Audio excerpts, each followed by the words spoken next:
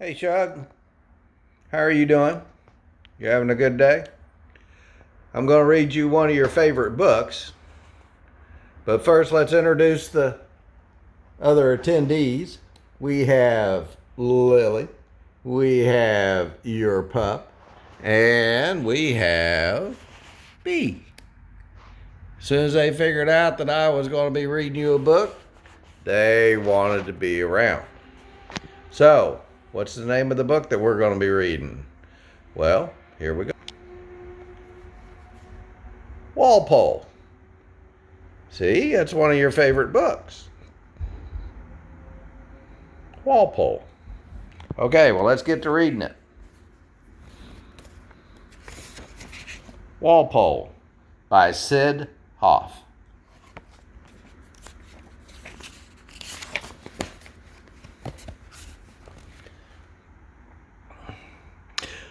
Way up north, where it is always cold, there lived a great herd of walruses.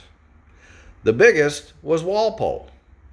Walpole loved the cold. Okay, turn a page.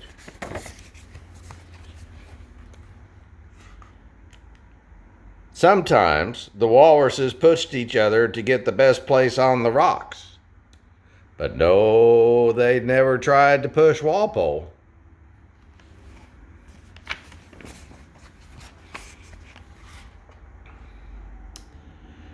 It's time for you to lead the herd, said the oldest walrus. You are the biggest and the strongest. Polar bears never come near us when they see your tusks. I don't want to be leader, said Walpole. I want to take care of baby walruses who have lost their mothers.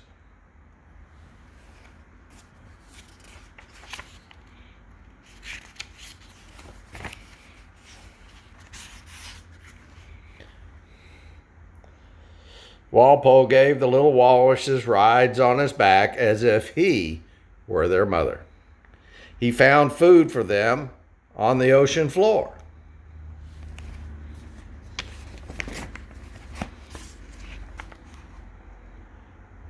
And he made sure they did not float away on a piece of ice. The little walruses loved Walpole. They barked like puppy dogs when he walked on his flippers and shook all over.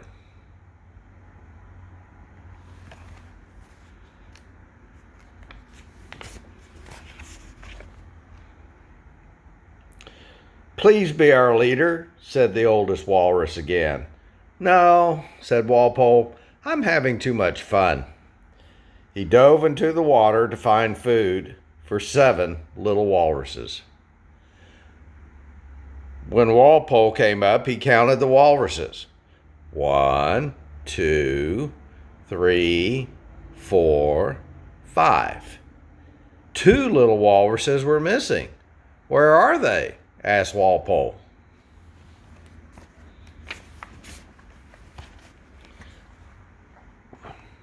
They went that way, said the oldest walrus. They went that way, said another walrus. I better find them before something happens to them, said Walpole. Walpole swam away fast. He swam to an island of seals. Have you seen any walruses? He asked.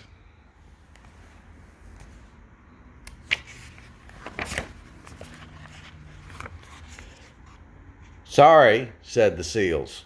There's nobody here with tusks and a mustache. Walpole swam until he came Walpole swam until he came to a whale.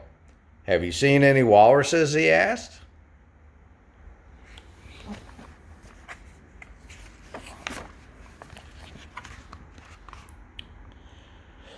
Maybe I have. Come in and see for yourself, said the whale.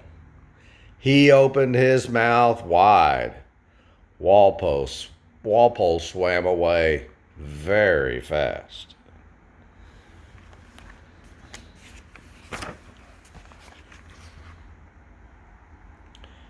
He swam to an iceberg, but there were no baby walruses on one end of the iceberg.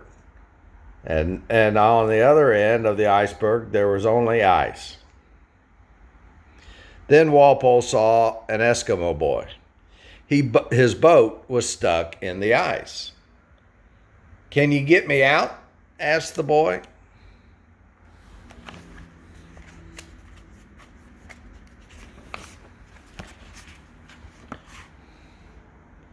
Walpole hit the ice with his tusks. He hit it again and again and again. The ice broke. The boat moved. "Thank you for helping me," said the boy. "You're welcome," said Walpole. "Have you seen any little walruses?" "No," said the boy, "but I heard some barking over on that iceberg."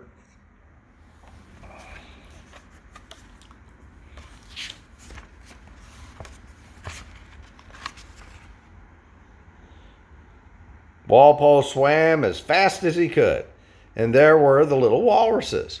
They were so happy to see Walpole. They barked and barked.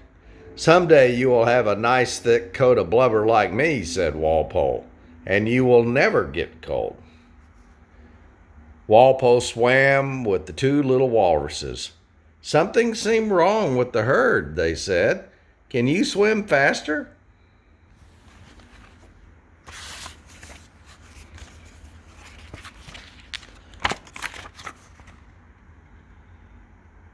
Walpole swam very fast. He got back to the herd just as a huge polar bear was chasing the other walruses. Walpole roared.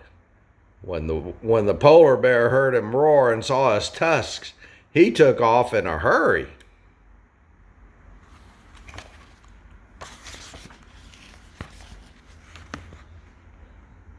"You came back just in time to save us," said the other walruses. "Now will you be our leader?" asked the oldest walrus. "Yes, if you still want me." "We do," all the walruses roared.